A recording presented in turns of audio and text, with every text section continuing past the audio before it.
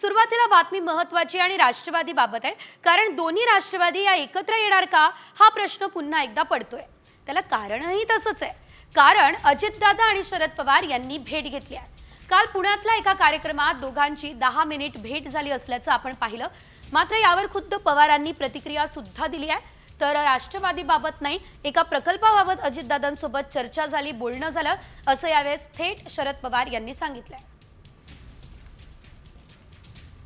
काल साहेब यूएसआयच्या कार्यक्रमात अजितदादांनी तुमची भेट झाली, त्यानंतर जयंत पाटील आणि अजितदादांची चर्चा सुद्धा खुलेपणाने व्यासपीठावरती पाहायला मिळाली। पुन्हा एकदा राष्ट्रवादी एकत्र येईल असं वाटतंय का? राष्ट्रवादीची चर्चा काही अजिबात झाली नाही। चर्चाच एका प्रकल्पाची झाली आणि त्या प्रकल्पाचे प्रमुख कोल्हापूरचे होते। त्याचं नाव गडिंग्लजचे चेअरमन काय नव्हते। यावेळेस शरद पवार यांनी नेमकं काय म्हटलं आपण पाहिलेलं आहे। तर एकंदरीत या चर्चांवरती त्यांनी पूर्णविराम लावण्याचा हा प्रयत्न केलाय। यासोबतच पुढे आणखी काही मोठ्या आणि महत्त्वाच्या अपडेट्स वेगवान स्वरूपात। कोकणातील रत्नागिरीमध्ये शिवसेनेच्या ठाकरे गटाला मोठा धक्का बसताना दिसतोय। ठाकरे गटाचे तालुका प्रमुख प्रदीप उर्फ बंड्या साळवी आज शिवसेनेमध्ये प्रवेश करत आहे। प्रदीप साळवी यांच्यासोबत आणखी पदाधिकारी आणि कार्यकर्ते शिवसेनेमध्ये प्रवेश करण्याची शक्यता आहे।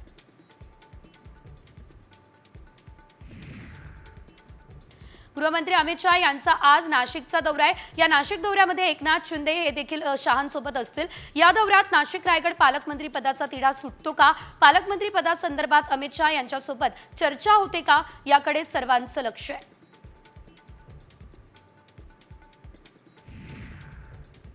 शिवसेना विरुद्ध राष्ट्रवादी वाद विकोपाला जाऊ शकतो। आमदार महेंद्र थोरवेंनी तटकरेंना खडेबोल सुनावले असल्याचं बघायला मिळतंय। आमदार महेंद्र थोरवे यांनी तटकरे यांना औरंगजेबाची उपमा देत बेईमान बादशाह म्हणून उल्लेख केला। यावर आता तटकरे काय उत्तर देतात हे पाहणं महत्त्वाचं आहे। सोनसाखळी चोरांच्या लवकरच मुसक्या आवळा असे निर्देश मंत्री चंद्रकांत पाटलांनी दिले। 2 दिवसांपूर्वी कोथरूड आणि कर्वेनगर परिसरात महिलांच्या गळ्यातून मंगळसूत्र आणि सोन्याची चेन हिसकावून नेण्याचे व्हिडिओ समोर आलेले। त्यानंतर चंद्रकांत पाटलांनी आता यावेळेस आढावा घेतलेला आहे आणि अलंकार पोलीस ठाण्यामध्ये जाऊन कामकाजाचा आढावा घेत हे आदेश दिले। सोलापुरात पालकमंत्री जयकुमार गोरे यांच्या समर्थकांनी बॅनरबाजी केली। सोलापूर महापालिकेने भाजप कार्यकर्त्यांनी लावलेले बॅनर हटवले। भाजप कार्यकर्ते आणि पोलिसांमध्ये बाचाबाची झाली। मात्र यानंतर देखील त्या ठिकाणचे बॅनर हटवले। त्याच ठिकाणी भाजप कार्यकर्त्यांनी बॅनर लावले।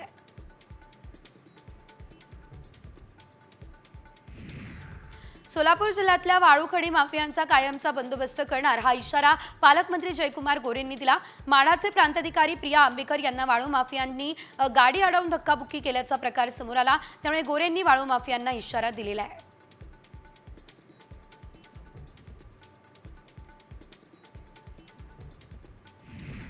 डॉक्टर बाबासाहेब आंबेडकर आंतरराष्ट्रीय नागपूर विमानतळावरील धावपट्टीच्या रिका पेंटिंगचं काम महिनाभरात पूर्ण करण्याचा अल्टिमेटम केंद्रीय मंत्री नितीन गडकरी यांनी दिला। मात्र महिनाभराचा कालावधी पूर्ण होऊन देखील धावपट्टीचं रिका पेंटिंगचं काम पूर्ण झालेलं नाहीये। त्यामुळे या प्रकरणी नितीन गडकरी काय कारवाई करतात हे बघणं महत्त्वाचं आहे। बीड पोलीस ठाण्यातील पोलीस निरीक्षक शीतलकुमार बल्लाळ आणि वाल्मिक कराडची कथित ऑडिओ क्लिप व्हायरल झाली। सनी आठवले आणि त्याच्या साथीदारावर मोकोका अंतर्गत कारवाई होण्याची शक्यता आहे। ही ऑडिओ क्लिप सध्या व्हायरल होते आहे। संतोष देशमुख यांच्या हत्या प्रकरणामध्ये केज पोलीस चौकशीच्या फेऱ्यात अडकलेले आहेत। एसआयटी आणि सीआयडी अधिकाऱ्यांकडून केज येथील पोलीस उपअधीक्षक कमलेश मीना यांच्याशी चर्चा सुरू आहे। देशमुख हत्या प्रकरणाविषयी काय माहिती मिळते का या संदर्भात चौकशी केली जाते आहे। खंडणी आणि सरपंच हत्या प्रकरणातील आरोपी वाल्मिक कराडनं जामिनासाठी केलेला अर्ज हा आता मागे घेतला। आज त्याच्या जामीन अर्जावर केज न्यायालयामध्ये सुनावणी होणार होती, मात्र त्याआधीच कराडच्या वकिलांनी जामीन अर्ज मागे घेतला। संतोष देशमुख प्रकरणात न्यायालयानं हस्तक्षेप करावा या मागणीसाठी सामाजिक कार्यकर्त्या अंजली दमानिया यांनी आता मुंबई उच्च न्यायालयाचे मुख्य न्यायमूर्ती आलोक आराध्य यांना पत्र लिहिलं। मंत्री धनंजय मुंडेंवरील आरोपांच्या चौकशीचे आदेश न्यायालयानं द्यावे अशी मागणी अंजली दमानिया यांनी केली। सोमनाथ सूर्यवंशींना न्याय मिळावा या मागणीसाठी परभणीमधून मुंबईच्या दिशेने लॉंग मार्च निघाला। 18 फेब्रुवारीला मुंबईच्या मंत्रालयावर हा लॉंग मार्च धडकणार आहे। न्याय मिळाला नाही तर मुंबईमध्ये ठिय्या आंदोलन करू हा इशारा आंदोलकांनी दिलाय।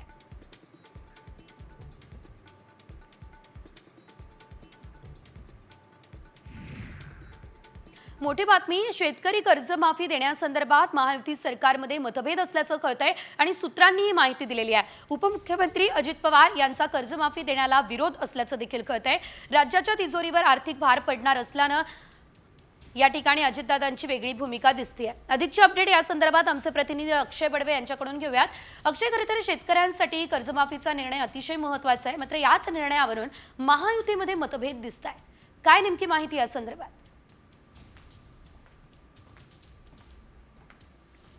वाढ आहे आणि याचमुळे खरं तर शेतकरी कर्जमाफी संदर्भात तिन्ही पक्षांमध्ये मतभेद असल्याचा प्रश्नचिन्ह जो आहे तो आता निर्माण झालेला आहे। एका बाजूला राज्य सरकारवर लाडकी बहिणीचा देखील एक मोठा भार येतोय आणि त्यामुळे कुठेतरी कर्जमाफीच्या संदर्भात तिन्ही पक्षांमध्ये काही अंतेल आहे का या संदर्भात देखील आता चर्चा सुरू आहे। त्यामुळे उपमुख्यमंत्री अजित पवार यांचा कर्जमाफी देण्याला विरोध आहे का असा देखील प्रश्न काही ठिकाणी उपस्थित होताना दिसतोय। राज्याच्या तिजोरीवर आर्थिक भार पडणार असल्यामुळे कर्जमाफी देण्यास तात्काळ अजित पवार काय नेमकी भूमिका घेतात ते पाहणं महत्त्वाचं ठरेल।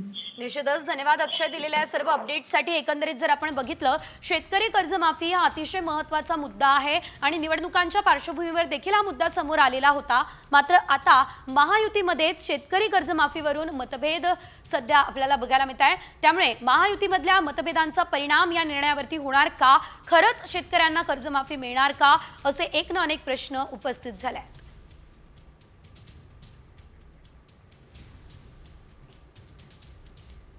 पुढे घेऊयात राज्यभरातल्या बातम्यांचा वेगवान आढावा 36 जिल्हे 36 रिपोर्टर्समध्ये। पनवेलमध्ये रहिवासी भागात रस्त्यावर याशिवाय उद्यानात बसून गांजा आणि दारू पिणाऱ्यांना मनसेने चोप दिला। शहर अध्यक्ष योगेश चिले यांच्या नेतृत्वात पनवेल मनसेने नशेबाजांना अद्दल घडवली। ही घटना प्रशासनापर्यंत का पोहोचत नाहीये हा सवाल योगेश चिले यांनी आता विचारला।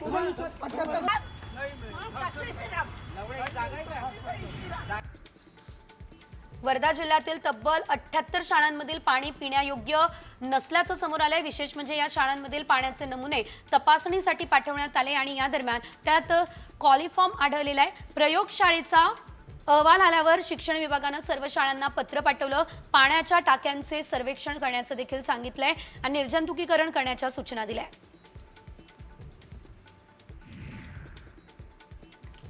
प्रजासत्ताक दिनाच्या वर्धापन दिनी आता बीडची कन्या दामिनी देशमुख यांच्या नेतृत्वात वायुसेना तुकडी पथसंचलन करणार आहे। त्यांची तुकडी विमानातून पुष्पवृष्टी करून ध्वजारोहणाला मानवंदना देईल। दामिनी देशमुख एअरफोर्समध्ये फ्लाईट लेफ्टनंट म्हणून मिळालेला बहुमान बीडसाठी अभिमान आणि गौरवाची बाब आहे।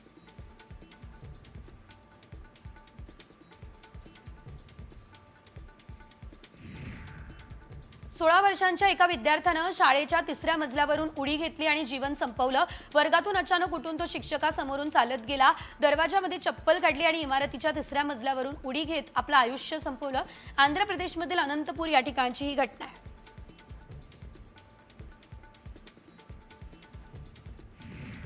धाराशिवच्या जिल्हा नियोजन समितीच्या बैठकीला अखेर मुहूर्त लागला। पालकमंत्री प्रताप सरनाईक यांच्या उपस्थितीमध्ये 26 जानेवारीला बैठक पार पडणार आहे।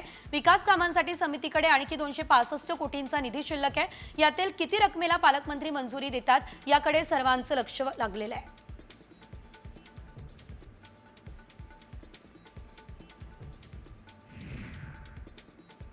यवतमाळच्या जिल्हा मध्यवर्ती बँकेचे अध्यक्ष मनीष पाटील यांच्या विरुद्ध अविश्वास प्रस्ताव दाखल झालाय। या अविश्वास प्रस्तावासंदर्भात 31 जानेवारीला सभा घेण्यात यावी हे निर्देश विभागीय सहनिबंधकांनी दिले। विशेष म्हणजे पाटलांच्या विरोधात 20 पैकी 14 संचालकांनी मोठ बांधणी सुद्धा केली आहे।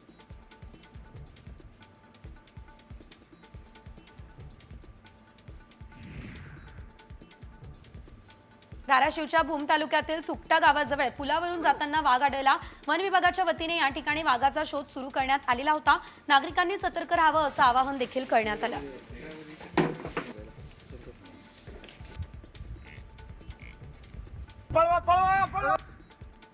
पुणे जिल्ह्यातील अनेक गावांमध्ये बिबट्यांचा मोठ्या प्रमाणात वावर दिसतोय। सध्या नारायण गावात एका बिबट्यानं केलेल्या हल्ल्यात पाळीव कुत्र्याच्या जोडीपैकी एका कुत्र्याचा मृत्यू झालेला आहे।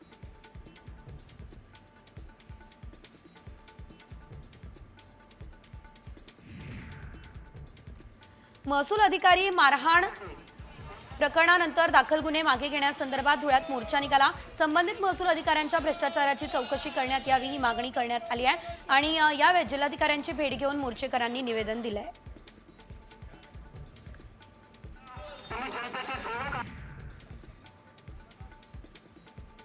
बुलढाणा वीज वितरण कंपनीच्या जिल्हा कार्यालयासमोर कंत्राटी कर्मचाऱ्यांनी निदर्शनं केली। रिचार्ज मीटर लावू नका, त्या मीटरला बंदी करा ही मागणी कंत्राटी कर्मचाऱ्यांनी केली आहे। 1 फेब्रुवारीपासून काम बंद आंदोलन करण्याचा इशाराही दिला।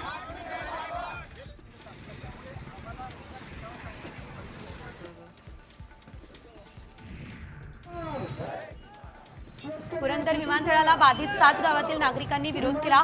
खानवडी, पारगाव, मुंजवडी, एकतपूर, वनपुरी, उदाचीवाडी या ठिकाणी ग्रामस्थांनी मोर्चा काढला। सासवडमध्ये मोर्चा काढत नागरिकांनी पुरंदर विमानतळाला विरोध केला। तहसीलदारांना या प्रकरणी निवेदन सुद्धा देण्यात आलेलं आहे।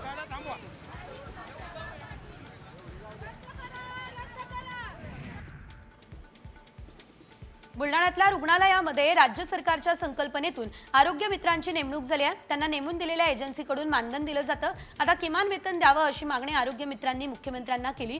ही मागणी त्वरित मंजूर करा, अन्यथा 12 फेब्रुवारीपासून बेमुदत संपावर जाऊ हा इशारा सुद्धा देण्यात आलेला आहे। नांदेड जिल्ह्यात सप्टेंबर 2024 या महिन्यात अतिवृष्टीमुळे पीक नुकसान झालेल्या शेतकऱ्यांची मदत केली जाईल। शेतकऱ्यांच्या मदतीसाठी शासनानं 812 कोटी 38 लाख रक्कम मंजूर केली आहे। नांदेड जिल्ह्यात सप्टेंबरमध्ये अतिवृष्टी झाली आणि यामध्ये खरीपातील जिरायती बागायती पिकांचं नुकसान झालं।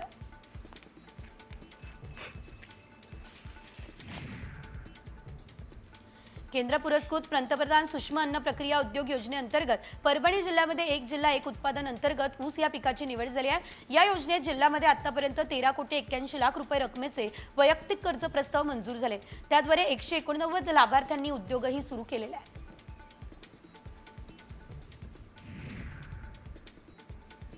खानदेशामध्ये दादर ज्वारीची पेरणी यंदा अपेक्षेएवढी झालेली नसल्याचं दिसतंय। अनेकांनी कोरडवाहू क्षेत्रात ज्वारीऐवजी हरभरा पेरणी केली। ऑक्टोबरमध्ये पेरलेलं ज्वारीचं पीक निसवू लागलंय।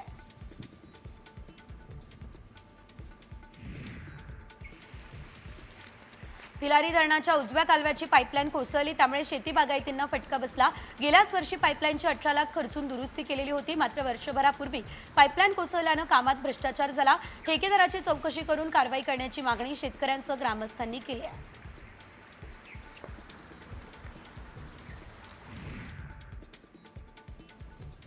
धाराशिव जिल्ह्यातील शेतकऱ्यांच्या खात्यावरती अतिवृष्टीचं अनुदान जमा होण्यास सुरुवात झालेली आहे। शेतकऱ्यांनी केवायसी करूनही अनुदान मिळत नसल्याचं आपण पाहिलं, त्यामुळे अनिल जगतापांनी मुख्यमंत्र्यांकडे तातडीने अनुदान द्यावं, अन्यथा आंदोलन करू हा इशारा दिला।